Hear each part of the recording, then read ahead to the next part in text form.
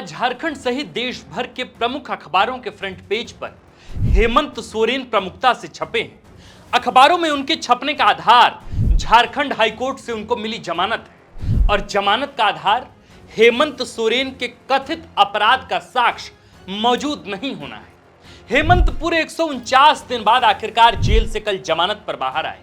149 दिन मतलब पूरे 5 महीने बाद, 149 दिन मतलब कुल 3576 घंटे बाद हेमंत सोरेन की जमानत पर रिहाई के बाद जितनी चर्चा खुद हेमंत सोरेन की नहीं हो रही, उससे कहीं अधिक चर्चा झारखंड हाईकोर्ट के जस्टिस रंगन मुखोपाध्याय के जजमेंट की हो रही है। जस्टिस रंगन मुखोपाध्याय ने कोर्ट में ईडी द्वारा किए गए बहसों और हेमंत सोरेन के खिलाफ इकट्ठा किए गए सबूतों पर अपने जजमेंट में यह लिखा है कि प्रथम दृष्टया सबूतों को देखते हुए यह मानने के कारण है कि हेमंत सोरेन कथित अपराधों के लिए दोषी नहीं है। कानूनी मामलों के जानकार झारखंड हाईकोर्ट के जजमेंट का अपने अपने तरीकों से विश्लेषण कर रहे हैं और सवाल जांच एजेंसी ईडी के दुर्भावनापूर्ण रवैये पर उठ रहा है।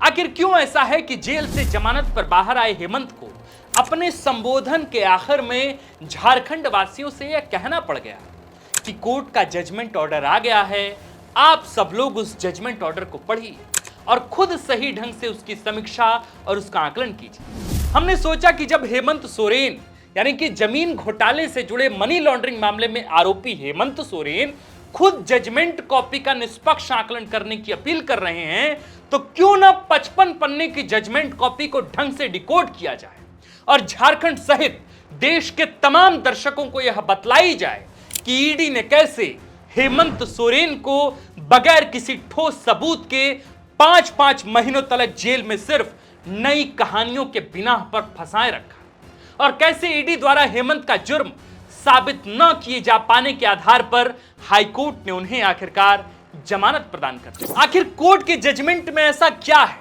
कि हेमंत सोरेन के राजनीतिक विरोधियों ने हेमंत के जमानत पर ही चुप्पी साध ली है? आखिर ईडी की कार्यशैली पर दो टूक बात कहने में उनके पांव क्यों फूल रहे हैं?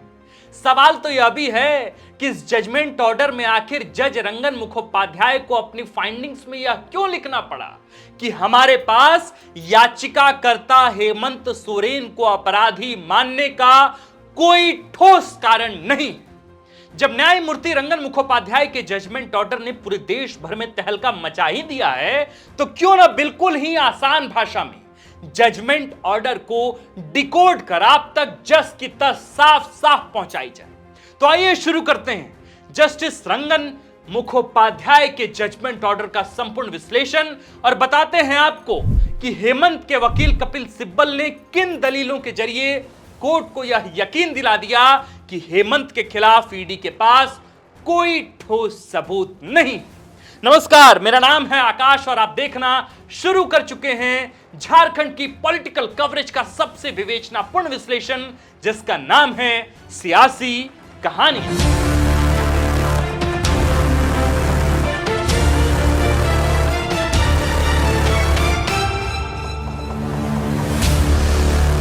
इससे पहले कि हम सीधे हाई कोर्ट के जजमेंट का हिंदी तर्जुमा या उसका विवेचना आपको सुनाएं, पहले संक्षिप्त में थोड़ा यह समझ लेते हैं कि हेमंत सोरेन को ईडी ने 10 बार समन भेजकर अंततः गिरफ्तार किया ही क्यों था? हेमंत सोरेन का जुर्म या उनका अपराध आखिर क्या था?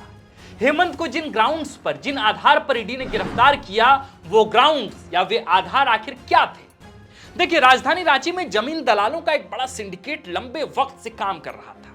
इस सिंडिकेट में छोटे दफ्तर के अधिकारी से लेकर जिले के उपायुक्त और बड़े बड़े व्यापारी भी शामिल थे। हेमंत सोरेन बरियातू के जिस भुइहरी जमीन को हथियाने के आरोप में गिरफ्तार किए गए, वो मामला प्रकाश में तो बहुत बाद में आया। ईडी को तो इन मामलों की थोड़ी भी जानकारी नहीं थी। असल में ईडी 4.5 एकड़ की आर्मी यानी कि सेना की जमीन के फर्जीवाड़े की जांच कर रही थी। रांची में जमीन दलालों और अधिकारियों ने साथ मिलकर सेना के कब्जे वाली 4.5 एकड़ की जमीन को ही फर्जी डीड के सहारे निपटा दिया था। रांची स्थित सेना की जमीन हथियाने के लिए कलकत्ता स्थित रजिस्ट्री ऑफिस में रखे गए जमीन के मूल कागजात में केमिकल से मूल रैयत का नाम मिटाकर फर्जी रैयत प्रदीप बागची का नाम जोड़ दिया गया था। सेना के कब्जे वाली जमीन के फर्जीवाड़े मामले में ईडी ने साल 2023 में सघन ऑपरेशन चलाया। साल 2023 के अप्रैल से अगस्त महीने यानी कि कुल 5 महीने के अंदर ही रांची के पूर्व डीसी समेत सिंडिकेट के कुल 14 लोगों को ईडी ने गिरफ्तार कर लिया। प्रदीप बागची, अफसर अली, सद्दाम हुसैन, इम्तियाज अहमद, तलहा खान, भानु प्रताप प्रसाद, रांची के पूर्व डीसी छवि रंजन, दिलीप कुमार घोष, अमित कुमार अग्रवाल, भरत प्रसाद, राजेश रॉय, विष्णु अग्रवाल और प्रेम प्रकाश, ये सब लोग सेना की कब्जे वाली जमीन को हथियाने के आरोप में ईडी द्वारा गिरफ्तार किए जा चुके थे। सनद रहे कि सेना की जमीन के फर्जीवाड़े के आरोप में गिरफ्तार इन 14 लोगों की मंडली में एक शख्स भानु प्रताप प्रसाद भी था, जो रांची के बड़गाई अंचल का राजस्व उपनिरीक्षक था। गिरफ्तारी से पहले जब ईडी ने राजस्व उपनिरीक्षक भानु प्रताप प्रसाद के घर सेना की जमीन फर्जीवाड़े मामले में छापेमारी की, तब ईडी की आंखें फटी की फटी रह गईं। बड़गाई अंचल के राजस्व उपनिरीक्षक भानु प्रताप प्रसाद के घर से ट्रंक भर भर कर जमीन के कागजात और ओरिजिनल रजिस्टर मिले थे। जमीन के ये वो महत्वपूर्ण दस्तावेज और रजिस्टर थे जिसे सिर्फ और सिर्फ रजिस्ट्री ऑफिस में ही संभाल कर रखा जाता है। पर जमीन सिंडिकेट का अभिन्न हिस्सा रहा भानु प्रताप प्रसाद इन मूल कागजातों को अपने घर पर ही रखता था और उन्हीं कागजातों में गलत एंट्री के जरिए डीसी और जमीन दलालों की मिली भगत से जमीन हथियाने के काम को अंजाम देकर काली कमाई किया करता था। जिस दिन छापेमारी हुई भानु प्रताप प्रसाद के घर, उसी दिन रांची के बड़गाई अंचल के राजस्व उपनिरीक्षक भानु प्रताप प्रसाद के ही फोन पर इन्वेस्टिगेशन के दौरान ही ईडी को 8.46 एकड़ जमीन के टुकड़े की एक तस्वीर मिली।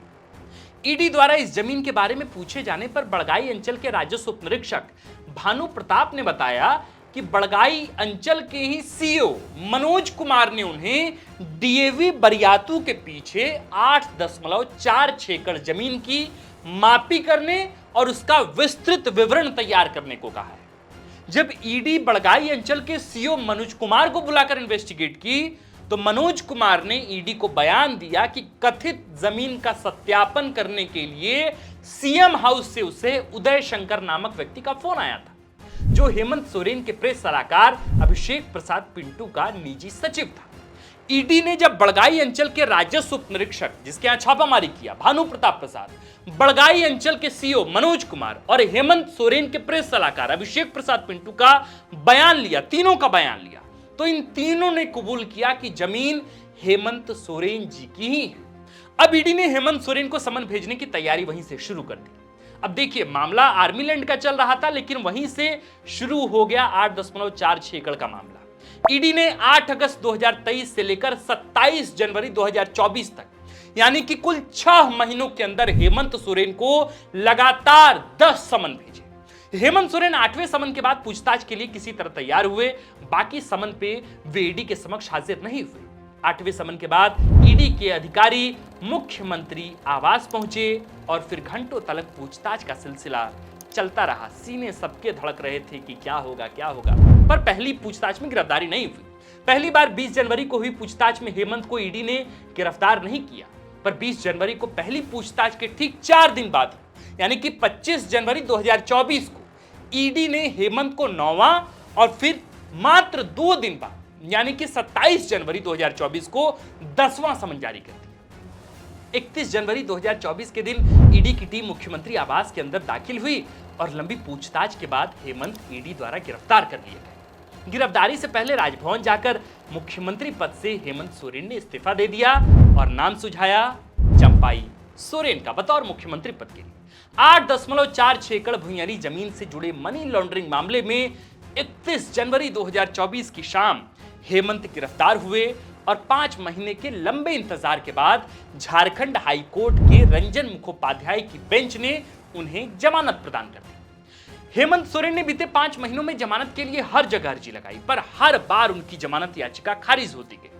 मैं आपको टाइमलाइन में समझाने की कोशिश करता हूं और तारीख दर तारीख हेमंत सोरेन ने किन किन कोर्ट में कब कब जमानत याचिका के लिए अर्जी लगाई और कोर्ट ने उनकी जमानत याचिका पर सुनवाई कर क्या क्या फैसले सुनाए, यह सब कुछ मैं आपको टाइम टू टाइम बताता हूं। पहले से चलिए। 4 फरवरी 2024 गिरफ्तारी के 4 दिन बाद हेमंत सोरेन ने जमानत के लिए झारखंड हाईकोर्ट का दरवाजा खटखटाया। उच्च न्यायालय ने लंबी सुनवाई के बाद 28 फरवरी को फैसला सुरक्षित रख लिया। फिर आया 3 मई 2024। गिरफ्तारी को चुनौती दी जाने वाली सोरेन की याचिका पर झारखंड हाईकोर्ट ने फैसला सुनाया। हाईकोर्ट ने जमानत की अर्जी खारिज कर दी। फिर आया 7 मई 2024। सुप्रीम कोर्ट में हेमंत सोरेन की याचिका पर नए सिरे से सुनवाई शुरू हुई। फिर तारीख आया 22 मई 2024। सुप्रीम कोर्ट ने लोकसभा चुनाव के मद्देनजर हेमंत सोरेन को प्रचार करने के लिए अंतरिम जमानत देने से मना कर दिया। सोरेन ने अरविंद केजरीवाल को चुनाव प्रचार के लिए सुप्रीम कोर्ट से ही मिली राहत की तर्ज पर जमानत की मांग की थी। फिर तारीख आई 27 मई 2024। सोरेन ने फिर से एक बार झारखंड हाईकोर्ट में जमानत के लिए याचिका दायर की। फिर आया 13 जून 2024 का दिन। सोरेन की जमानत याचिका पर झारखंड हाईकोर्ट ने दोनों पक्षों की दलीलें सुनने के बाद 13 जून को अपना फैसला सुरक्षित रख लिया। और फिर आया फैसले का घड़ी 28 जून 2024। झारखंड हाईकोर्ट ने अपने सुरक्षित फैसले को पढ़ा और हेमंत सोरेन को जमानत प्रदान कर दी। यह तो हो गया घटनाक्रम का पूरा टाइमलाइन। अब हम उस बहसों और दलीलों पर आते हैं जो कोर्ट के समक्ष ईडी और हेमंत सोरेन की ओर से रखी गई। देखिए, 10 जून 2024 को जस्टिस रंगन मुखोपाध्याय की वेकेशन बेंच में हेमंत सोरेन की जमानत याचिका पर सुनवाई हुई थी। 2 घंटे चली सुनवाई के दौरान हेमंत सोरेन के वकील कपिल सिब्बल ने अपना यानी हेमंत सोरेन का पक्ष रखा था। हेमंत सोरेन की तरफ से अधिवक्ता कपिल सिब्बल ने अदालत को बताया, कहा कि जिस मामले को लेकर ईडी हेमंत सोरेन पर कार्रवाई कर रही है वह मामला तो जमीन विवाद का है और जिस जमीन को लेकर विवाद चल रहा है वह भूइंहरी नेचर की जमीन है। इस तरह की जमीन हस्तांतरित नहीं की जा सकती। ऐसे में इसमें आपराधिक मामला बनता ही नहीं। कपिल सिब्बल ने अदालत में कहा कि पीएमएलए के शेड्यूल ऑफेंस में जमीन पर कब्जे का मामला नहीं बनता है। यह तो अपने हेमंत सोरेन के पक्ष की दलीलें आपने सुनी। अब ईडी के पक्ष की दलील भी आप सुनिए।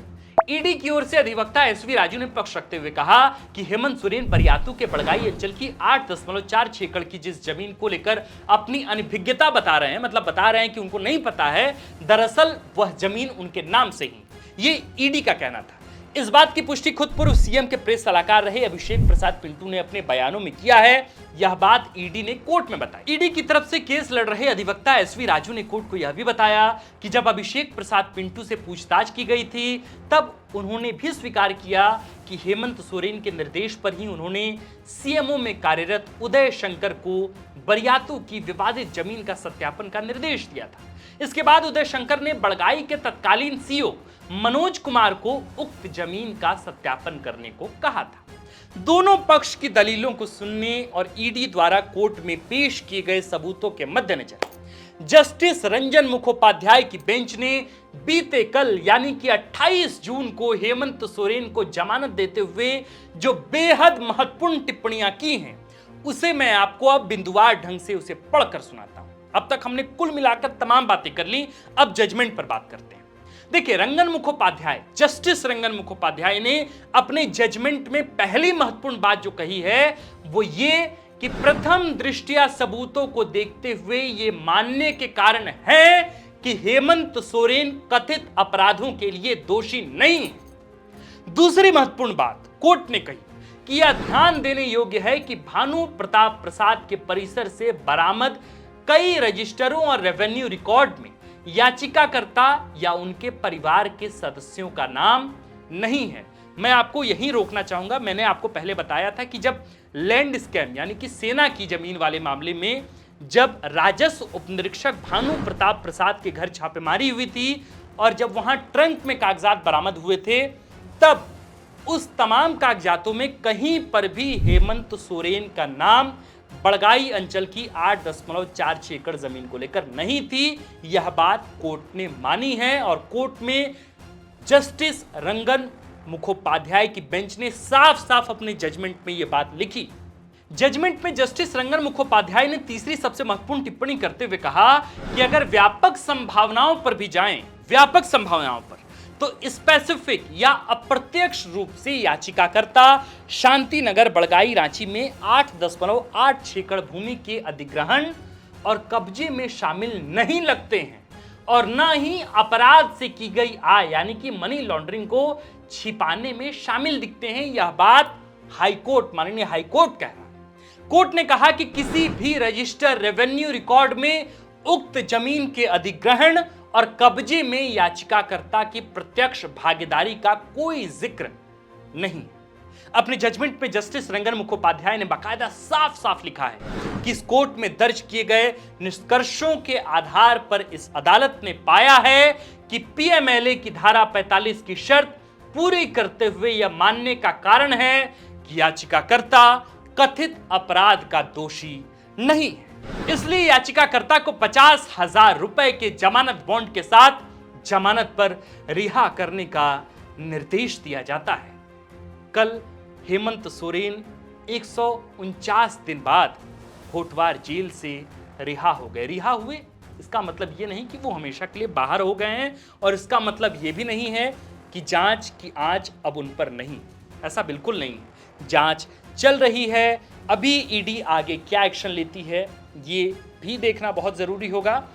पर जब ये सब कुछ कल हो रहा था, जब जजमेंट की कॉपी आई, तब द फोर्थ पिलर ने अपने सहयोगी अभिषेक पांडे के साथ एक लाइव के दौरान हम लोगों ने ये बातें कही थी कि झारखंड हाई कोर्ट के जस्टिस रंगन मुखोपाध्याय का जो जजमेंट ऑर्डर है वो पढ़ने योग्य है। देश के प्रतिष्ठित पत्रकारिता संस्थानों ने भी बाकायदा ये कहा है कि जो झारखंड हाई कोर्ट का जमानत ऑर्डर जो आया है वो एक नजीर की तरह है। इतने स्पष्ट क्लैरिफिकेशन के साथ जब आप इस पूरे जजमेंट ऑर्डर को पढ़ेंगे तब समझ में वाकई आएगा कि ईडी आखिर किस तरीके से, किस लचर स्थिति के साथ काम कर रही थी, किन किन बिनाहों पर हेमंत सोरेन को गिरफ्तार किया गया, परिस्थितियां क्या रहीं, कब कब वे जमानत के लिए अलग अलग कोर्ट में गए, अर्जी लगाई, कब कब उनकी अर्जी को खारिज कर दिया गया, क्या पूरा मामला था, कैसे इस पूरे मामले की शुरुआत हुई, 5 महीनों तक क्या कुछ होता रहा और इसके बाद कोर्ट के जजमेंट ऑर्डर में क्या महत्वपूर्ण बिंदुएं रहीं।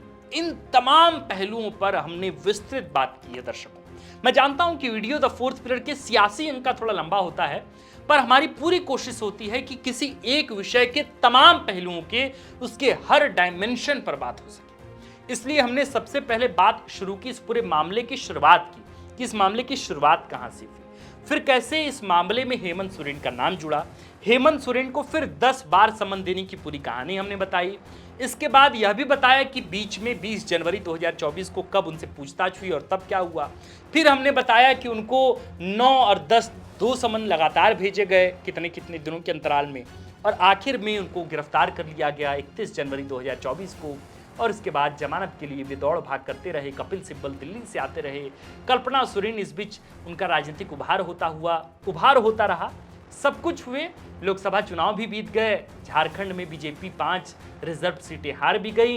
इसका एक बहुत बड़ा क्रेडिट हेमंत सोरेन की जेल यात्रा को दिया गया।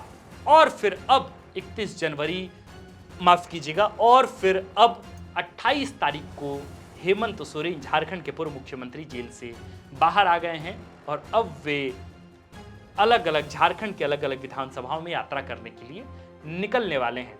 आपको यह वीडियो कैसा लगा? क्या पूरी जानकारी समग्रता के साथ आपको इस वीडियो में मिल पाई? अगर आपको लगता है कि यह वीडियो आपके लिए बेहतर रहा, सारी चीजें, सारी कड़ियां समझ में आई, तो आप इस वीडियो को लाइक कीजिए, शेयर कीजिए और दर्शकों तक, बाकी अन्य दर्शकों तक भी उन्हें इस वीडियो को पहुंचाइए ताकि वे बहुत क्लैरिटी के साथ इस तकनीकी पक्ष को समझ पाएं, इस पूरे मामले को समझ पाएं। आप देख रहे थे द फोर्थ पिलर का नया नवेला, पुराना हो चुका कार्यक्रम सियासी कहानियां। मेरा नाम आकाश आनंद है और कैमरे के पीछे हैं नीरज। शुक्रिया।